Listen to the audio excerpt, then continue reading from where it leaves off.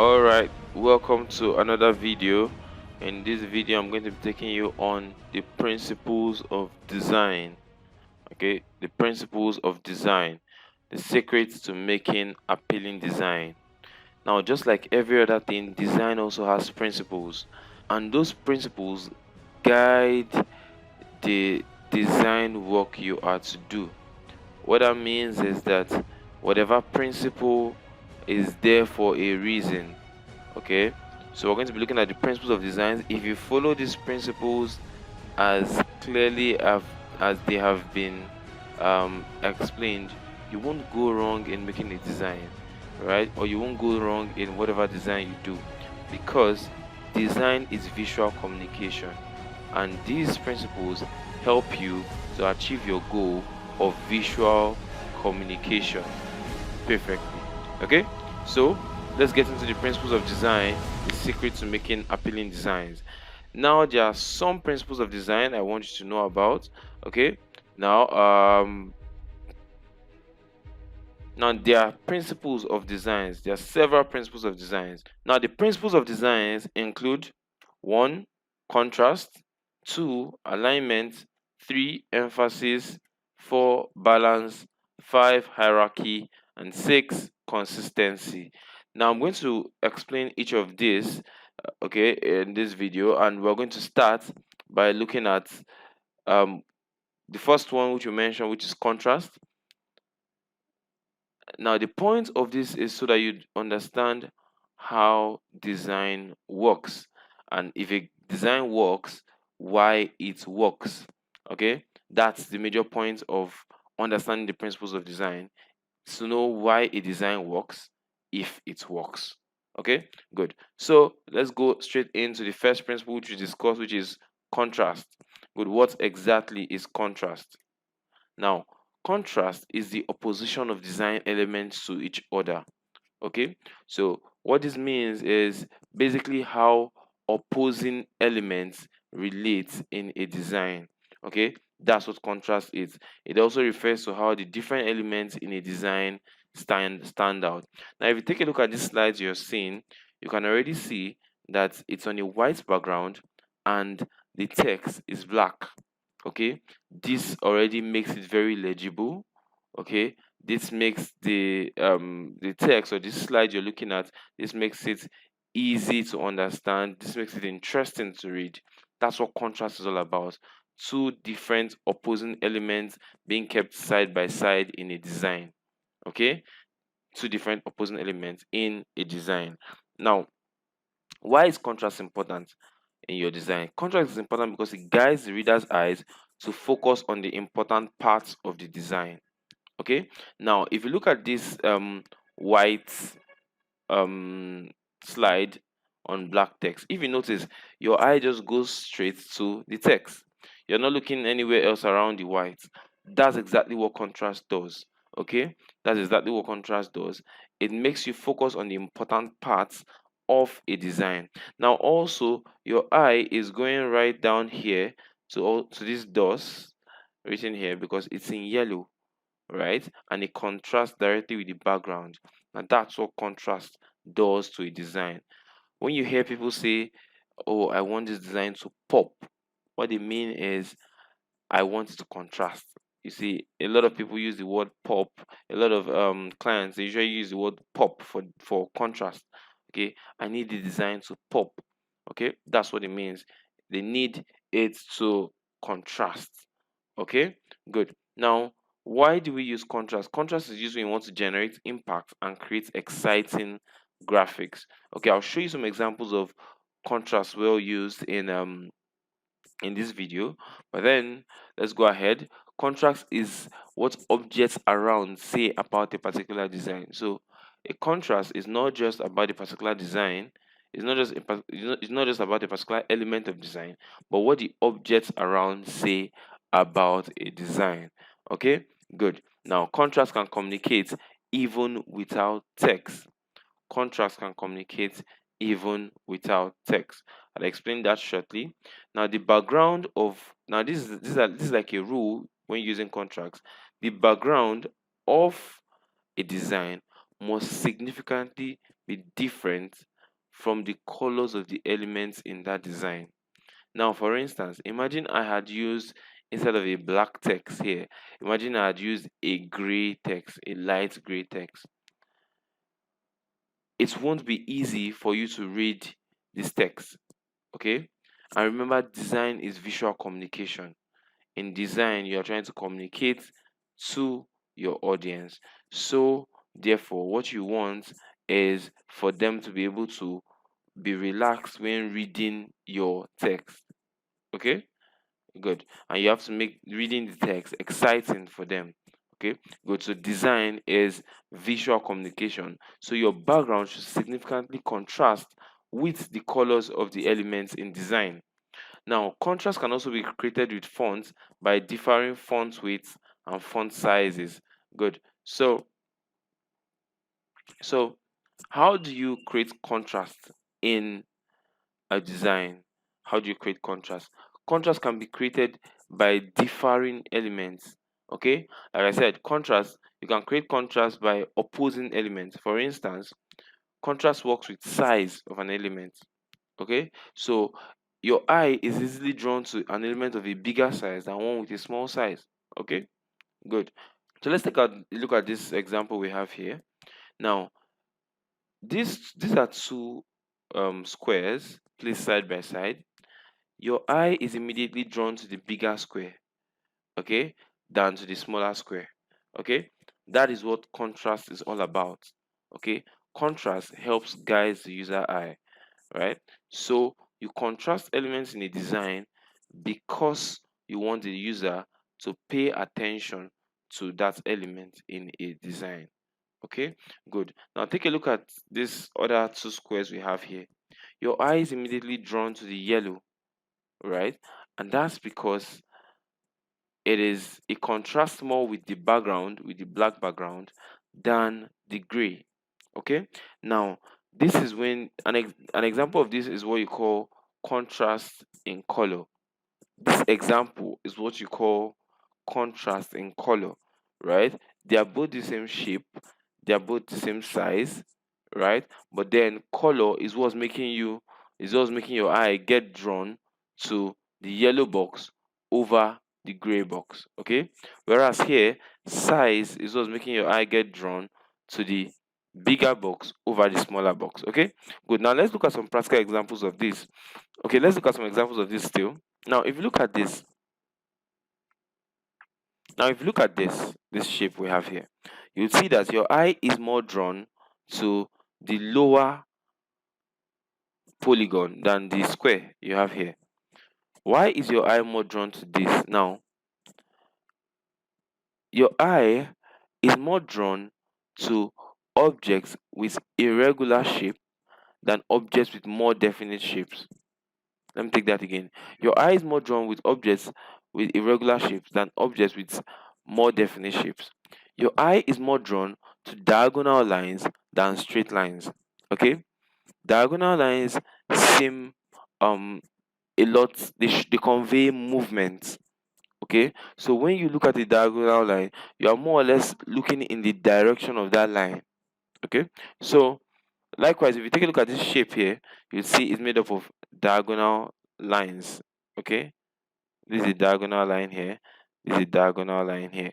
So your eye definitely is more drawn to diagonal lines than to straight lines, and that's because straight lines are more natural, while diagonal lines are more attention grabbing because they are unnatural. Okay, they are more unnatural diagonal lines. So in this object, these two shapes here, you see your eye is more drawn to the lower polygon, or what I call it, or what's known as, I think, a trapezoid, right? Your eye is more drawn to the trapezoid than to the square. Now, so that means in a design, if you want to, in a design involving shapes, right, and you want a particular item to stand out, to contrast more, you're going to use more of a parallelogram if they are squares in, or rather, you're going to use more of a trapezoid if they are squares in that design. Okay, you'd use more of a trapezoid if they are squares in that design. Okay, now, now, if you take a look at this other image we have here, what first catches your eye is this sort of a star here. This sort of a star here, because it has many edges, many sharp edges. Your eye is more drawn to things that have more sharp edges than smooth edges, right? Of these three, this is what catches your eye first, then this because it has a sharp edge, and then the circle. A circle is more natural. Okay, I mean, you see the sun every day, for instance. We see footballs, we see the moon every day. Okay, we see bulbs and all that. So circles occur more naturally to you, right? But then things like this, things like this star form of shape, right, are not more natural. Okay, they are unnatural, and that's why your eyes easily gets drawn to them first. Okay, good. Now that's why, if you notice, in several in designs where they talk about price or bonanza or limited offer, they usually use something like this. Okay, they usually use something like this, where you talk about something like this, that we don't show bonanza, or is a limited offer, or 50% discount. They use stars like this or shapes like this because they grab your attention first. They grab your attention first. Good. Now let's take a look at this shape. At this. Now let's take a look at this design. Okay. Now in this design, we see contrast being played with color. Previously, I've shown you contrast being played with shapes. Okay. Here, I've also shown you. Previously, I've shown you contrast being played with shapes. Contrast being played with sizes. Okay. Here, this is contrast with color. Okay. Naturally, your eye is drawn to conviction and passion. Okay, but then this very good mix of contrasts here, this very good contrast here, is what makes you want to read this. It gets you attracted. It gets you attracted to this design. Okay, that's how contracts work. It guides your eye, the eye of the designer. Okay, also, if you look at this, you see this yellow stands out clearly amongst this black background. The yellow background for those stands out clearly amongst this black. Okay, it is very clear, you can't miss it. Okay, if I had used a gray here or something of a little black and all that, you won't really see it. Okay, but this yellow here stands out very well. Good. So let me show you another example. Here you could see that there are three colors in this design: white, black, and blue. But these colors contrast so well that it makes this design meaningful. Okay, now your eye first comes over here to water, because it's a clearly different color than the rest of the background. Okay, good. Now you can see the charity foundation here too, different color. Okay, so what happens is contrasts are used to show important parts of a design. Important parts of a design. Now also, there's what's also happened here is what we call contrast in fonts. Contrast in fonts. Now now this water for everyone, a different font was used here because they want to get your attention. Okay, they want to get your attention. Okay, good. So that's also contrast in font. But if you look at the rest of the design, you notice that they all use the same font as the water, right? But this for everyone is also to grab your attention. That's contrast in fonts. But for the contrast in font, there's a limited way you use it. You don't just start using many fonts in a design, you would mess your design up. Okay, so that is contrast in fonts. Good. So now this design is another design where contrast in color is shown very well, right? But also the major reason why I put this design in this slide is so you'd see contrast in font width. Contrast in font width. Now you can see white, yellow, and black. Very contrasting colors. They work very well. Okay, that's what made this design awesome. But furthermore, if you look again, you'll see that they have been able to contrast the font width. When I say font width, I mean bold, regular, italics. Okay, now this font here is bolder than this. Okay, this is bolder than this, but they are all the same font. They are all the same font. So that's what contrast does. You can vary contrast with font widths.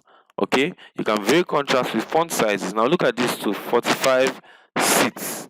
Your eye immediately goes to 45, right? It's making it easy to read. If 45 and seats were with the same font width and font sizes, it will be difficult, or it will be more difficult to tell it will be more difficult to note this 45. Now they want you to see this 45 because it shows that there are limited slots. So that's why they varied it. 45 seats. They gave it bold. They made it bolder than the seats. Okay? They made it bolder than the seats. Okay? Good. If you look at here to B craft conference, B craft is the most important thing here. That's why it's the boldest here, right? Contrast in font width. Okay, they give you the biggest font width, okay, because it's the most important information in this page. Good. If you come here also, the name of the author, the name of the speaker is also given a bold font width. It is more important than her role. Okay, so I presume she's a very popular person, right? Which is, so that's why she's given, her name is given more um more emphasis here, or more contrast here. Okay, now if you have a poster here with Mark Zuckerberg, right, you put the name Mark Zuckerberg, right, then you put CEO Facebook, right? So this, if the CEO whatever RGB marketing, if the CEO RGB marketing was the same font weight as her name, it will be difficult for you to easily pick out her name. Okay, that's what is done in this design. They basically just played around with different font widths, right? The same font. If you notice, if you look from the first thing you have here right down, you notice it's basically the same font they use throughout. It's the same font they use throughout. They just change up they just played around with the weight of the font, played around with the size of the font. Okay, now this is a very, very brilliant design. Okay, very brilliant design. Okay, good. And also, if you notice here too, even though this speaker is bold, right, they made it gray so it doesn't have the same effect as this to the reader's eye. Now when you come to this design, there are some certain things your eye picks first. It picks this, it picks this big craft, it picks Jakarta, it picks topic, it picks 45 seats. Okay, that's exactly what they want to achieve. Pick the name of the conference, pick the location of the conference, pick the limited amount of seats you have, and then pick the topic. That way it has done its job. Okay, that way this design has done exactly what it set out to do. Good. Now that's that about contrast.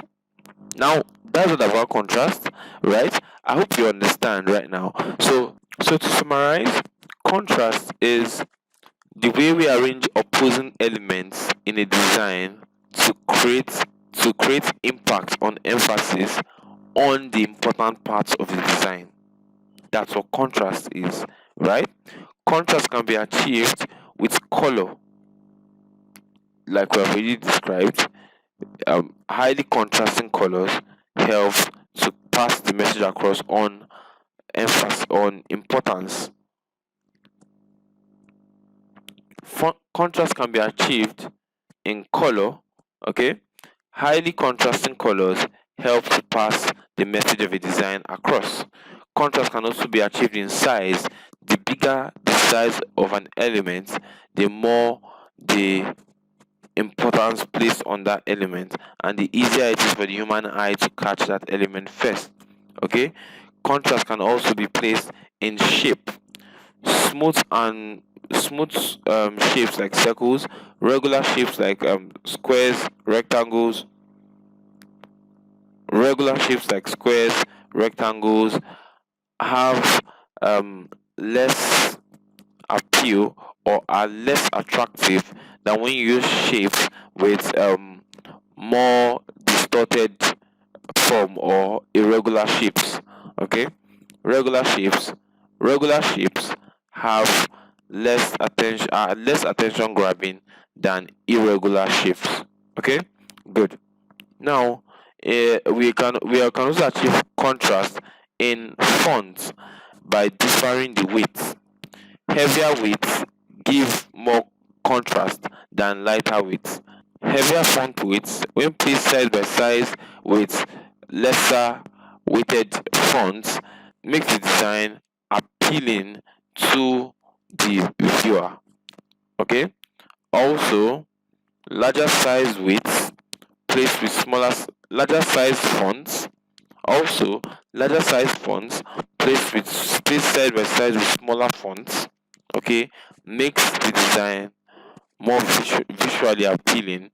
Okay, and gives importance to the larger size font in that design. Okay, good. So that's that about contrast in design. The next we're going to be looking at is alignment. Okay, alignment is basically the arrangement of visual elements in a design. How are the elements in a design aligned? That is what alignment is all about. Okay, it's the placement of visual elements so they line up in a composition. Okay, good. Now, alignment gives order and structure to a design. Alignment gives order and structure to a design. So whenever you're designing anything, a poster, a business card, ensure that your design aligns. It is one way to know amateur or unprofessional designers. Okay, your elements must align. Okay, good. Now, it's also used to create dynamic designs. I'll explain that shortly. Now, alignments can be achieved using grids and guides. Alignments can be achieved using grids and guides. I already taught you about grids and guides in Photoshop, right? They are more or less like rulers that help to align your text or your elements in a certain form in Photoshop. Okay, good. Alignments can either be edge alignment or center alignment. So the two types of alignments, you have edge or center. So it's either the element is aligned to the edge or is aligned to the center. Now let me give you an example. You see? Now, this text you have to the left here, you can see is aligned to the left. While to the right, we have aligned to the right. That's under edge alignment. So for edge alignment, it's aligned to either the left or the right. Okay, that's edge alignment. Now for center alignment, there are two types of center alignment. We have aligned along the vertical axis or aligned along the horizontal axis. Okay, for alignment along the vertical axis, if you draw a vertical line through the center of your design, right? Center alignment means that all your elements are within the center of the design, right? While for aligned along the horizontal axis, if you draw an horizontal line dividing your design into top and bottom, right? Horizontal center alignment means that your part of your design falls on either sides of the line. Good. Now, looking at this image we have here again, I want to open this image in Photoshop so you'd understand how the alignments in this image worked. Most of the text here are left aligned, right? But I want to show you how it works in Photoshop. All right, great. So this design has been opened in Photoshop. Okay. Now let me show you how they works with this alignment. Okay. Good. Now you see your rulers are here already. Remember, if your rulers are not here, just come over to View, right? Ensure your rulers is ticked or Control plus R. Good. So now let's drag from here. You click and then you drag. Okay. Good. You can see that everything aligned along this line here, right? Everything aligned along this line, right? Good designers always work with alignment, okay? Everything aligned along this line, okay? Good. Good. Now also take a look at this, okay? Take a look at this. You can see then that the Jakarta and the dates aligned, right? Jakarta and the dates aligned. Good. That's how to work with alignments, right? Sometimes, right, they may actually want to align this. You can see this big craft here with the S. Okay, sometimes you may just want to do that. So, the point is that alignment is very, very important in your design. Okay, alignment is very important in your design. Try as much as possible to ensure you have your work aligned. If it doesn't align, imagine if we had maybe this conference was somewhere here, this Jakarta was somewhere else, it would look very scattered. Okay, and that way it won't be visually appealing. Okay, all right, so I decided to scatter this design a little. All right, so this is an example of a well-aligned design, right? Good. So now I decided to scatter this design a little just so you see what it means like if this was not well aligned, right? Just take a look at this. Your eye is confused on where to go. Your eye is confused on what exactly to look at, okay? At this point. Now, this is an example of a poorly designed, this is an example of a poorly aligned design, okay? The way this design is now, it's difficult for you to guide your eye, oh, from here to here, from here to here, right? But then compared to the first, where you see everything neatly arranged, neatly aligned, and then you know, oh, this way next to look after this, this way next to look after this way next to look, and all of that. Okay, good. So alignments cannot be overemphasized in design. Ensure you have proper alignment. Good. Also, I want you to take a look at this image. This image here has been center aligned, right? If you notice this line dividing the image into two, you see most of the elements in this image, right, are along the center of this image. There is no room for one at the center, another at one end, and all of that. Okay, so this is an example of a well done center alignment. Okay, good. So that's all you need to know about alignment. Now in the next video is going to be taking the other principles of design, and I'd like you to just follow me to the next video. But before that, it's important that you go through what we've said so far and have a mental picture of what contrast means in a design, what alignment means in a design. Okay, go back and take a look at images that contrast well and images that align well. Okay, good. So take a look at good designs and try to analyze why they work. Good. So see you in the next videos.